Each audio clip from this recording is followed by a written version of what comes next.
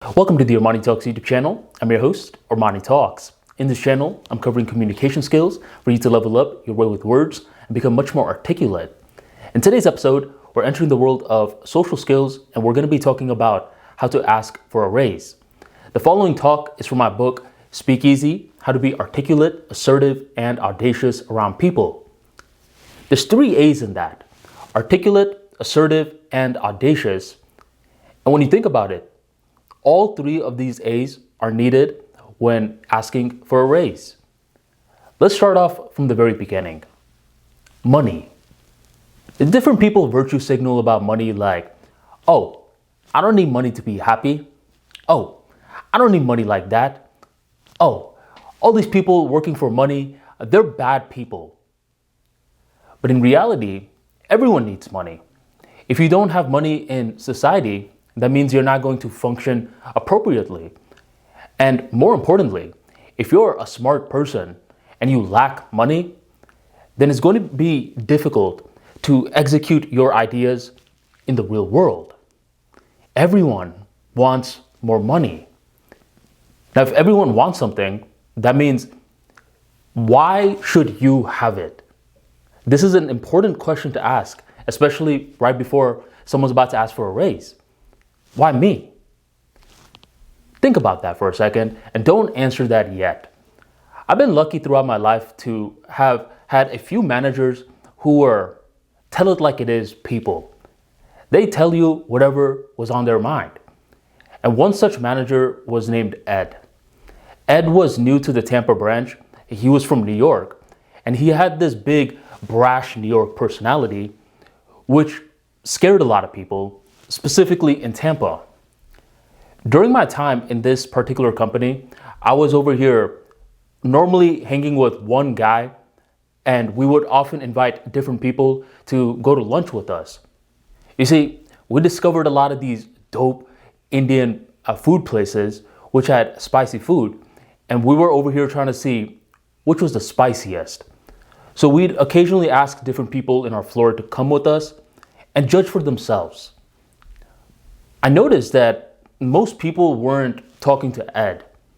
Ed was this big, brash guy with a lot of power on our floor, but a lot of people weren't talking to him because they were intimidated by him. I decided one day that I was going to ask him if he wanted to come to lunch with us. I thought he was just going to be like, nah, man, I'm good. But instead, when I go into his office, I ask him, his eyes light up and he's like, of course, I'll see you guys there and we could use my van. In that meetup, we all ended up having a good time and we started to see Ed beyond this professional guy who's a hard ass. He was calmer. We enjoyed ourselves, and once we were done, we went back to work.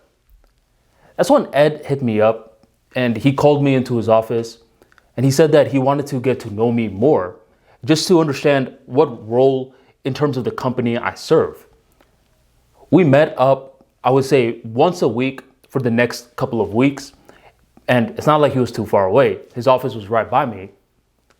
And I got to understand how his mind worked.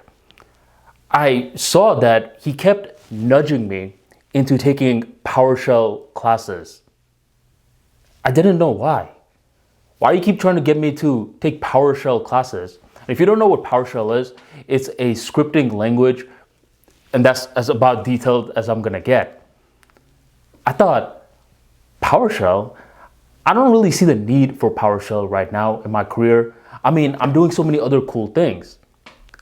But Ed kept bringing it up. So eventually, I decided that I was going to take PowerShell classes. Well, once I was done, I came back to my regular team and I started to see that there were so many different issues that we could automate by creating a script. Rather than us having to do it by hand, let's just make a script. We write it once and forever. We don't have to do the job again. How awesome is that? Once I created a few scripts, I decided that I was going to tell Ed. I was like, yo, Ed, your recommendation saved me and my team a lot of time. Thank you very much. Ed nods his head. And that's when I asked him, yo, Ed, you mind if I sit down real quick? I had a few questions I wanted to ask you. He's like, close the door and sit down. We start chatting with one another, and that's when he gives me so many different insights on how to ask for a promotion, how to ask for a raise, and how to get more out of a company. But one of the most important things he said was that, Armani, I don't know if you know this, but me, I work for you. I was like, you work for me? What do you mean? We all work for you. He's like, no. Listen, I work for everyone out there. And he was trying to tell me something, but I wasn't getting it. And that's when he was starting to get more specific. Nowadays, with a lot of the integration that's happening in companies, with more communication being required, a lot of these bosses, leaders, and people of high decision-making authorities are having to train in leadership in a brand new way. Most of these leaders are no longer the mean bosses that you see in these sitcoms from the 90s. Nowadays, they have to have a more understanding approach. And one of the core philosophies that's taught in their leadership training is that you work for your workers. Think about this, because this is highly important. The workers think that they're working for the leader, and the leader is thinking that they're working for the worker. When I realized this, I understood that there was this informal relationship that myself and Ed could have. But most people nowadays, especially as the company is scaled, the leaders are understanding that they're your employees. Okay? Now, after that, there was another lesson that Ed taught me. Ed was like, there's so many people in this company, but so few of them have ambition. If they just came to me and they're like, yo, Ed, what can I do to get a promotion? I would literally tell them, just like he was telling me, hey, start taking PowerShell classes. And a lot of the times, if you're wanting to get a raise, it's not about reading the other guy's mind so much. It's about viewing this person as someone that's also working for you and having an honest conversation, asking, not trying to mind read. So in this scenario, Ed was telling me, if more people want a raise, come to my office and ask me how you could provide more value. That's it. But instead, what happens a lot of the times is that they create their own understanding of what it's going to take to rise up in the company. And what they start to do, unfortunately, is they start to major in the minors. I would know, actually, because around that time when Ed was telling me to take PowerShell scripts, what I was doing was something that was less important. Every Tuesdays, I led this one call where operations and engineers would get together. And I thought, okay, for me to provide more value in the company, what I can do is I can create an agenda and I send it to these people. So our calls go from 35 minutes to 30 minutes. Granted, that is important because 5 minutes saved on scale is a lot of minutes saved in the long span of time. But is that really benefiting the company? Yes, to a small increment. But if we want to raise, we want to give so much more value that it's not rocket science to give us that raise. So the first lesson that Ed taught me was view your leaders, the decision makers, the people who are going to give you a raise as your worker. So you're not scared to talk to them or approach them. The second thing was to be more blunt. Not blunt in a mean sort of way, but blunt in a way where you ask the question up front. Yo, man, what's it gonna take for me to get that raise? And oftentimes, when they give you that response, you may be pleasantly surprised or you may be unsatisfied.